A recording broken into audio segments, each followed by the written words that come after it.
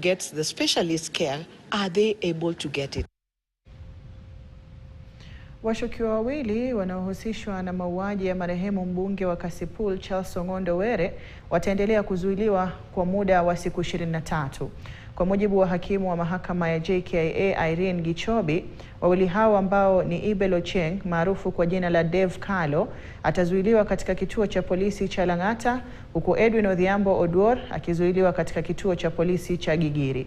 Aidha, hakimu Gichobi alisema kuwa haijathibitishwa kuwa Ocheng ni mwanafunzi wa chuo kikuu.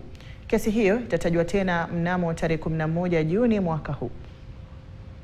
It's a legal requirement. You answered your own question. It's not a legal requirement.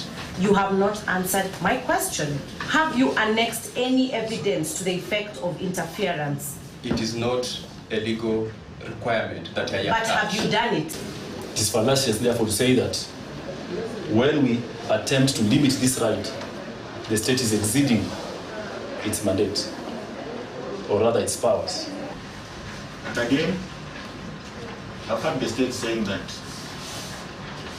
we were directly connected, or we know each other.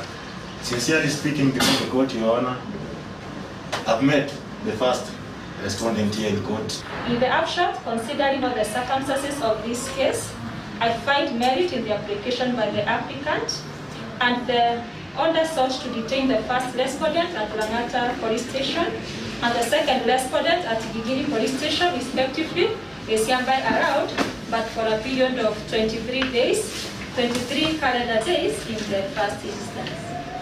Prayer number 3, the one for exploitation of mobile phones and SIM cards has been allowed by the court.